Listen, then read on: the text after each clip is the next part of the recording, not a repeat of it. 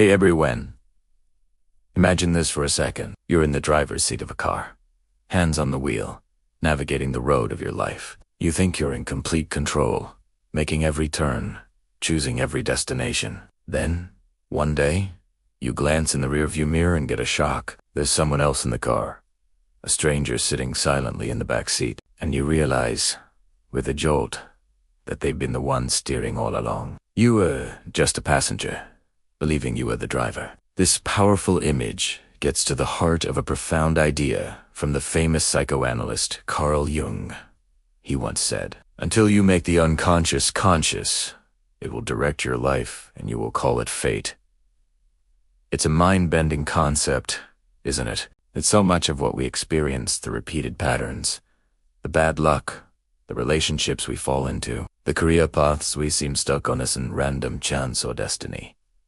It's the stranger in the back seat, our unconscious mind, pulling the strings. So, what is this unconscious? Think of it as a vast, hidden library within you.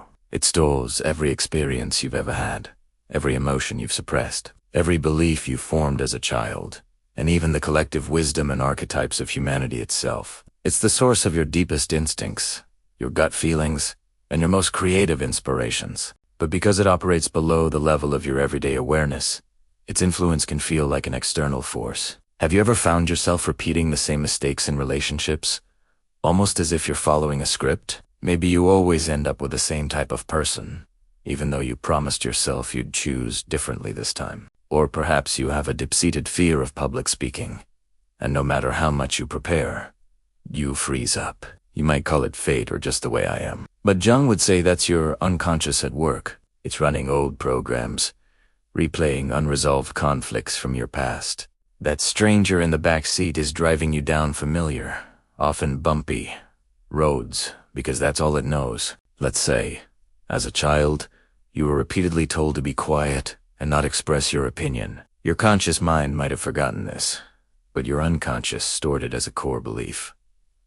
My voice is not important. Decades later, you're in a meeting, and you have a brilliant idea. But you can't bring yourself to speak up. You feel an invisible force holding you back. You might rationalize it by thinking, "Oh, it's probably not a good idea anyway," or someone else will say it. You might see your career stall and think, "I guess I'm just not fated for success." But it's not fate. It's the echo of a past experience. A program running silently in the background, directing your life. This is why we can feel so stuck. We use willpower. We make resolutions.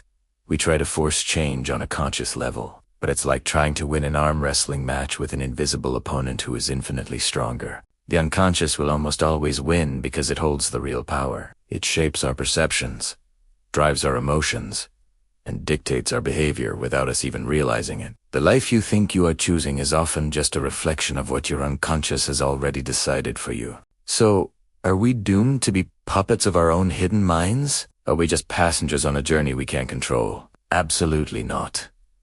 And this is where Jung's work becomes incredibly empowering. The key is in his quote, "Until you make the unconscious conscious."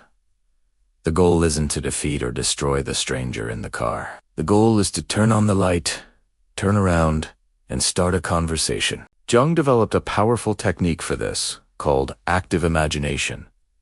It's not daydreaming. It's a focused, conscious dialogue with the parts of yourself that live in the shadows. It's about taking that feeling, that recurring dream, that strange mood, or that character from your imagination, and treating it as a real, autonomous being. You ask it questions. Who are you? What do you want from me? Why do you keep putting me in this situation? And then, you listen. You allow it to answer in its own way, through images, feelings, or words that pop into your mind. Let's go back to the car analogy. Active imagination is like turning around and asking the stranger, "Hey, who are you and where are you taking me?" The stranger might respond, "I'm your fear of failure. I'm trying to keep you safe by keeping you small, just like we learned to do when we were kids." In that moment of recognition, everything changes. The unconscious is no longer unconscious. The stranger is no longer a stranger. You've brought the hidden pattern into the light of awareness. Once you establish this dialogue, you can begin to negotiate. You can say, "Thank you for trying to protect me, but I'm an adult now. I don't need that old strategy anymore. Let me take the wheel." You can sit in the passenger seat, and we can navigate this road together. This is how you integrate the unconscious. You don't get rid of it. You build a relationship with it. You turn a hidden dictator into a wise copilot. By doing this, you reclaim your life's direction. The things you once called fate become choices. The patterns you were stuck in become paths you can consciously decide to leave. You start to understand why you do what you do. And with that understanding comes the freedom to do differently. You become the author of your own story, not just a character in a play written by your past. So, the next time you feel like life is just happening to you, or that you're stuck in a loop you can't escape, remember the stranger in the back seat. Maybe it's time to turn on the light, say hello, and ask for the keys. Your true destiny isn't something that happens to you. It's something you create when you finally take the driver's seat. Thanks for watching. If this resonated with you, give this video a like and subscribe for more deep dives into the mind. See you next time.